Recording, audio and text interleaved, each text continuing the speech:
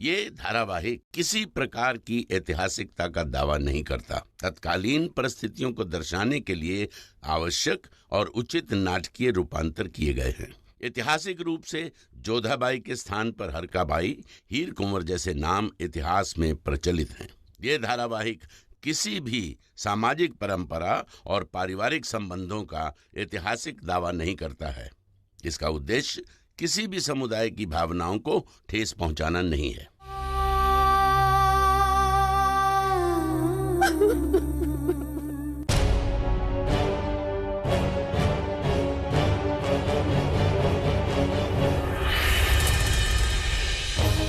आज आप इसी कमरे में बंद रहेंगे। हम चाहते हैं कि आप दिन भर उस हरकत के बारे में सोचें जो आपने की, और कल फिर हम आपके ख्वाब में आपको ले जाएंगे। आप हमें यहाँ पर इस बात ही छिपा कर क्यों लेकर आए हैं?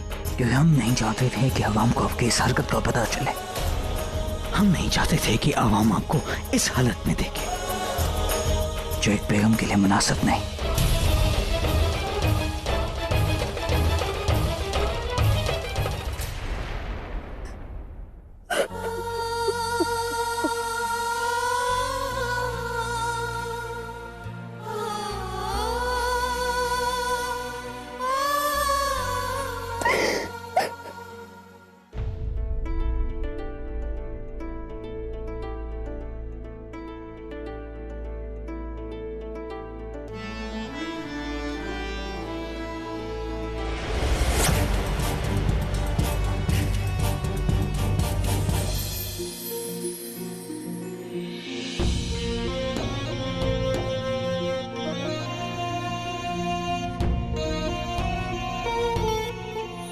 वो शहंशाह हैं, आप लोगों के राजा हैं। आपकी सुरक्षा का दायित्व उठाकर रखा है उन्होंने, और आप उनके बारे में ऐसा कैसे बोल सकते हैं? एक बार आमेर में आपको पहचान नहीं पाए थे, परंतु अब आप हमें भ्रमित नहीं कर सकते हैं। क्यों बचाया हमें? हाँ, क्या सिद्ध करना चाहते हैं आप कि हमारे जीवन मृत्यु दोनों आपके हाथों में?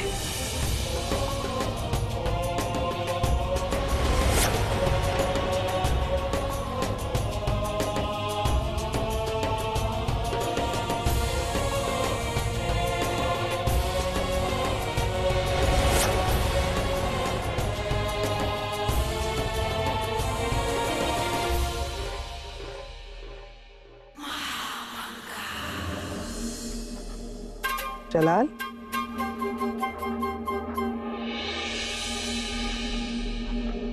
बेगम जोधा कहाँ है? नहीं, जहाँ उन्हें होना चाहिए बड़ी अम्मी। हम समझे नहीं, कहाँ होना चाहिए था बेगम जोधा को? जहाँ उनकी जगह है, इसी महल में। हम खुफिया रास्ते से जोधा बेगम को महल में लेकर आए। क्या इसकी वजह जान सकते हैं हम? बड़ी अम्मी, हम नहीं चाहते थे कि अवाम में यह बात फैले कि मुगल सल्तनत की बेगम ने महल से भागकर खुदकुशी करने की कोशिश की। अगर हम वक्त रहते नहीं पहुंचते तो न जाने आज क्या होता। इतनी बड़ी बेवकूफी कर जोधा बेगम ने बहुत बड़ी गुस्ताखी की है। बेगम जोधा आगरा में रहना नहीं चाहती, उन्हें आमेर वापस जाना है। आपको लगता है कि बेगम जोधा ने बहुत बड़ी गुस्ताखी की है, उन्होंने गलती की है, तो फिर सवाल एक ही उठता है जलाल, आप उन्हें आगरा वापस क्यों ले आए? क्योंकि हम समझते हैं कि ऐसा उन्होंने होश हवास में नहीं किया बड़ी अम्मी। क्या मतलब? मतलब ये है बड़ी अम्मी कि पिछले कुछ दिनों जो कुछ भी हुआ उन सबका बहुत गहरा सदमा लगा है जोधा बेगम को। उनकी वालदा को उन्हें हमें ले जाने से इनकार कर देना जोधा बेगम को तोड़ गया है। सब कुछ होते हुए भी कुछ ना होना, रिश्ते से नाम बनकर रह जाना, हर और रसवाई, हर और अकेलापन। ऐसे हालात में किसी पर क्या बीतती है यह हमसे बेहतर कोई नहीं समझ सकता। बड़ी अम्मी, आज पहली बार हमें यह एहसास हुआ है कि हम और जोधा बेगम दोनों एक ही कश्ती में सवार हैं। कैसी बातें कर रहे हैं आप? आप शहंशाह हैं मुगल सल्तनत के। हुमायूं साहब और बाबर आजम के खानदान से हैं आप, और आप अपने आप बड़ी अम्मी, क्या बाबर आजम के खानदान में किसी को दर्द नहीं होता? हम मानते हैं हम हुमायूं शाह के बेटे हैं और मुगल सल्तनत के शहजादे थे, पर फिर भी हमारे हालात जोधा बेगम से जुदा कहाँ। हमें भी अपनी अम्मी जान का साथ नहीं मिला। जोधा बेगम की तरह सारे रिश्ते नाते होने के बावजूद हम तन्हा हैं।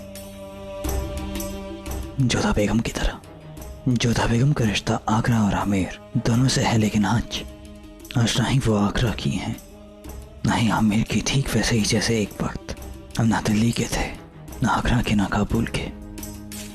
जलाल, इतना मत सोचिए। सोचना लाजमी है बड़ी अम्मी। हमारे और जोधा बेगम के रिश्ते चाहे किसी भी मुकाम पर हो, लेकिन हकीकत यही है कि हम उन्हें निकाह कर बेगम बनाकर आगरा लेकर आए। वो कोई जंग में जीती हुई दौलत नहीं है, या वो कोई गुलाम नहीं, वो मुगल सल्तनत की बेगम है बड़ी अम्मी। इसलिए हमने खुद उन्हें ढूंढने का जिम्मा उठाया।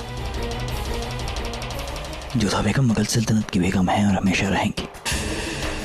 बड़ी अम्मी, आज तक कभी भी कोई भी बेगम इस महल से मुंह मोड़ कर नहीं गई है, और हम चाहेंगे फिर ऐसा दोबारा ना हो। बड़ी अम्मी, हम कुछ देर तनहा रहना चाहते हैं।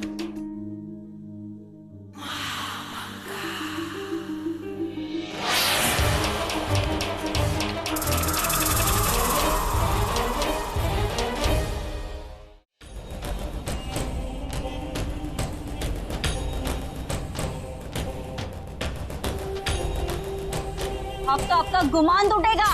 अब आप एक हिंदू रानी को सलाम करते हुए नजर आएगी। जिस बेगम पर कल के सूरज की रोशनी का नूर सबसे पहले पड़ेगा, वो शहंशाह के साथ अजमेर शरीफ जाएगी।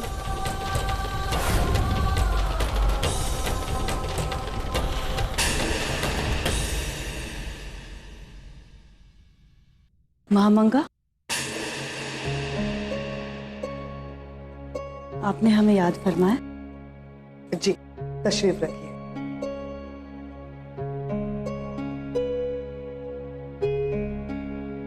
जब पीर साहब आए थे आप यहाँ पर नहीं थी। हमें आपसे कुछ जरूरी बात करनी थी, इसीलिए आपको तकलीफ दी। जी फरमाइए।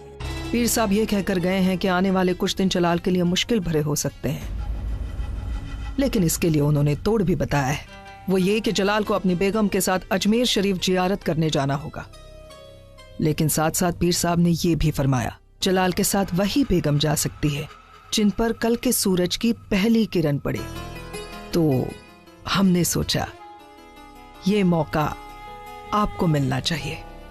हमें पूरा यकीन कल सूरज का नूर सबसे पहले हमारे ही चेहरे पर पड़ेगा।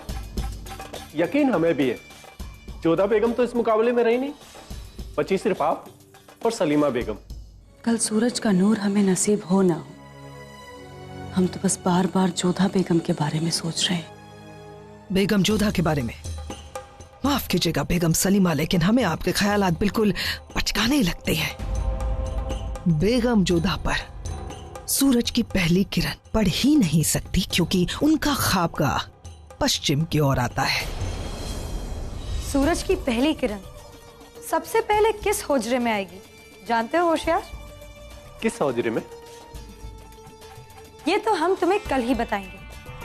हमारी जाने की तैयारियां करो। यकीनन हम ही जलाल के साथ अजमेर शरीफ जाएंगे। हमारी दिली तमन्ना थी कि जोधा बेगम अजमेर शरीफ जाए।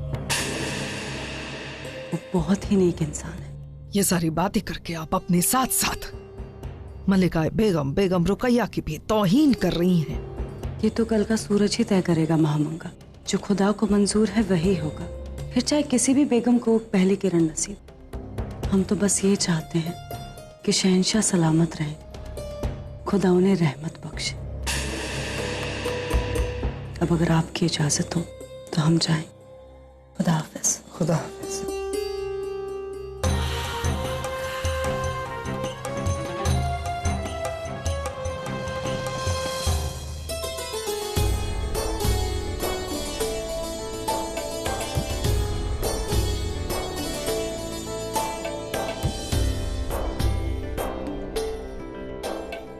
अम्मी जान, सूरज की पहली किरण हमें नसीब हो, ये हमारी ख्वाहिश है। दुआ करें। आमीन।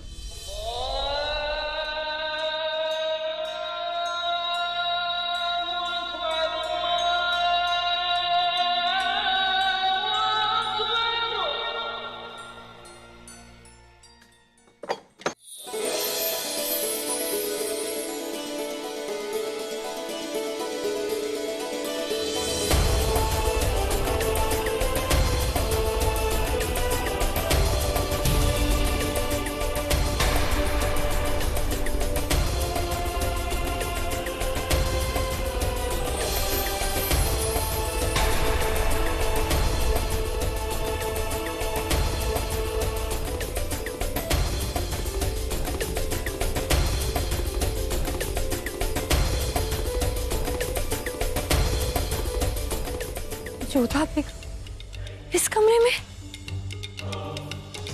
कैसे अम्मी जान? खुदा की मर्जी के आगे किसी की नहीं चलती रुकैया। उसका नूर किसे बख्शा जाएगा, ये उस परवरदिगार के ही हाथ में है। देखो, ना तुम्हें मालूम था ना हमें कि जलाल जोधा को इस कमरे में तन्हा छोड़ेगा जहां सूरज की रोशनी सबसे पहले दस्तक देती है। ये नूर जोधा की किस्मत में था, उसे मिल गया। पीर साहब की ताकीद के मुताबिक जलाल के साथ अब जोधा ही अजमेर शरीफ जाएगी।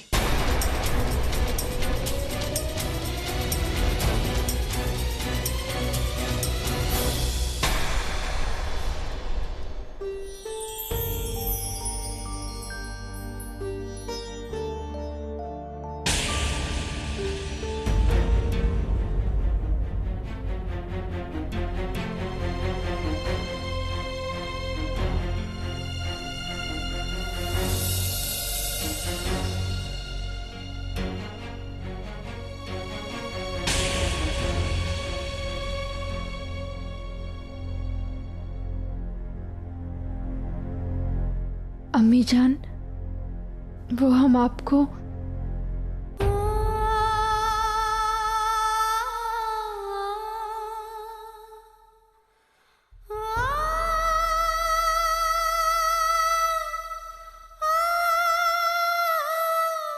जोधा, मतमैले रंग पे कोई दाग नहीं दिखता, पर जो रंग सफेद हो वो छूने भर से मैला हो जाता है। तुम बहुत पाक और नेक हो। आइंदा ऐसा कोई कदम मत उठाना जिससे तुम्हारी शान और शराफत को ठेस पहुंचे। आज तक तुमने जो भी किया आमिर के लिए एक मिसाल है, और आगे भी ऐसा ही कुछ करना कि ये मिसाल कायम रहे। जी अम्मी जान, हम स्वीकार करते हैं कि हमसे गलती हुई, परंतु उस वक्त हमारी मनोदशा ऐसी हो गई थी कि हमें कुछ समझ नहीं आ रहा था।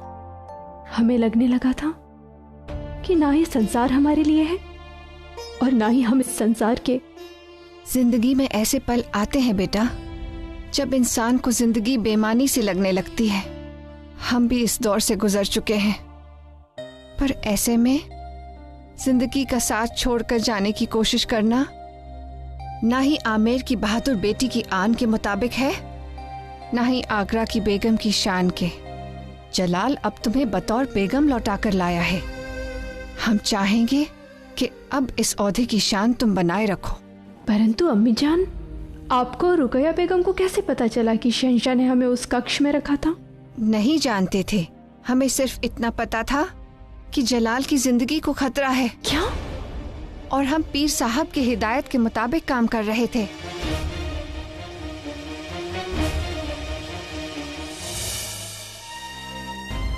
जब परवरदिगार चाहे तो इंसान क्या कर सकता है।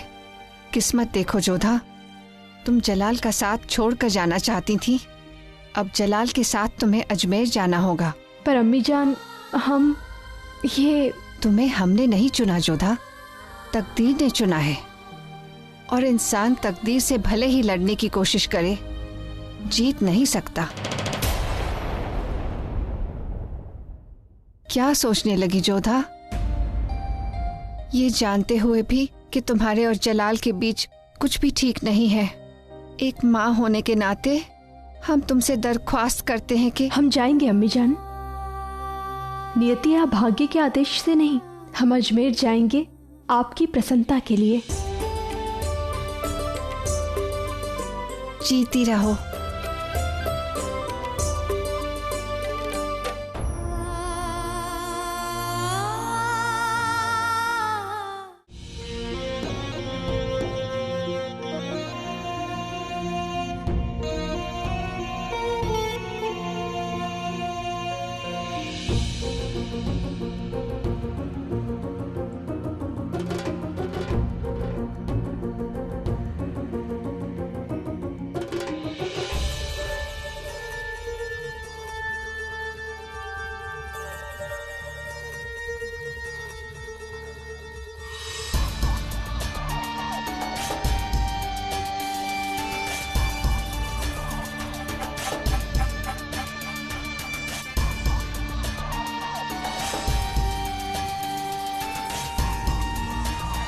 मोहब्बत जताने आई हो या नाराजगी? बचपन से जानते हैं हमें, क्या बताने की जरूरत है कि ये मोहब्बत है या गुस्सा।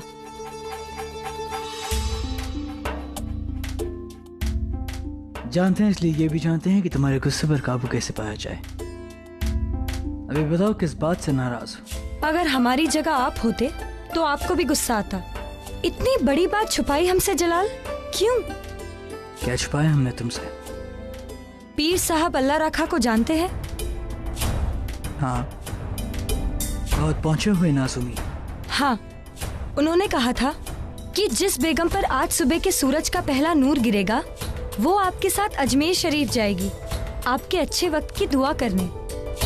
और सुबह जब हम मशरिक की ओर बने कमरे में पहुंचे तो जोधा बेगम वहाँ पहले से ही मौजूद थी। क्यों? अगर आपका दिल था तो साफ साफ कह देते कि आपको उसे अपने साथ अजमेर शरीफ लेकर जाना है। हमें तो इस बात की तकलीफ हो रही है कि जो औरत आपसे इतनी नफरत करती है आपने उसे अपने साथ ले जाने के लिए चुना। तो ये है तुम्हारी नाराजगी का सबब। पर फिर हम कहेंगे ये जायज नहीं। हमें पीर साहब वाले वाकयात के बारे में मालूमात ही नहीं थी। हमने तो बस यूं ही जोधा बेगम को उस कमरे में बंद कर दिया था। और हमें भी कोई शौक नहीं है उनके साथ अजमेर शरीफ जाने का। अगर तुम हमारे साथ चलोगे तो सफर अच्छा कटेगा। अगर तुम चाहती हो तो हम अम्मी जान से बात कर सकते हैं। नहीं, कोई जरूरत नहीं है। हम जानते हैं कि हम कहेंगे तो आप अम्मी जान से बात कर लेंगे, लेकिन ये मामला आपकी हिफाजत का है और हमें पीर साहब की बात पर पूरा यकीन है। और जब जोधा बेगम पर सुबह का नूर पड़ ही गया है तो हमें लगता है कि उन्हें ही आपके साथ जाना चाहिए।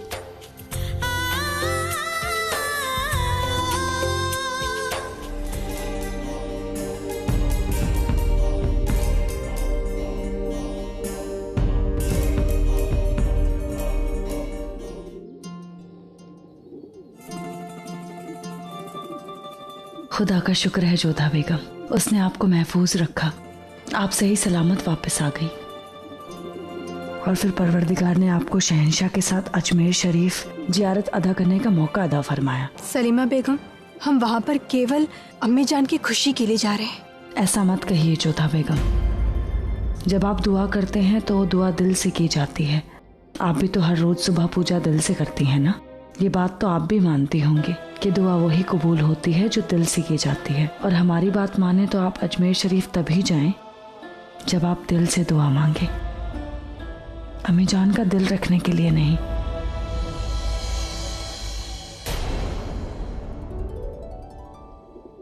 अस्सलाम वालेकुम शहंशाह। वालेकुम अस्सलाम।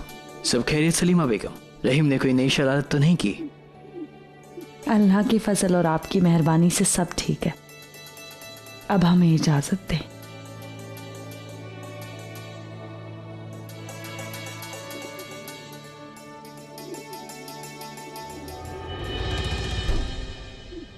परिंदों को सिर्फ भूख ही नहीं लगती है जोधा बेगम, प्यास भी लगती है।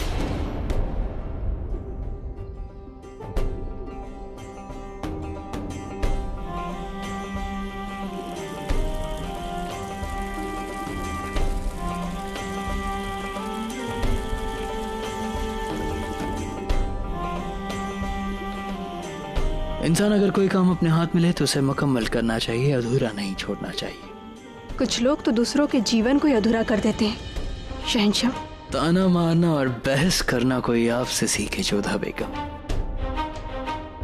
बहरहाल, आप तो हमसे बेइंतहा नफरत करती हैं, फिर आपने हमारे साथ अजमेर शरीफ जाने से इनकार क्यों नहीं किया? अम्मी जान चाहती हैं कि हम जाएं, इसलिए हम मतलब आप हर काम हमारी अम्मी जान की मर्जी और उनसे इजाजत लेके करती हैं, ठीक वैसे ही जैसे आपने महल से गायब होने की सोची। तो क्या आपने उन्हें बताया था कि आप कहाँ जा रही हैं, क्या करने वाली हैं? जोधा बेगम, अम्मी जान की हम भी बहुत इज्जत करते हैं और फकीर साहब की बात पे भी, लेकिन आप वो आखिरी शख्सियत होंगी जिससे हम अपने लिए दुआ मंगवाएंगे।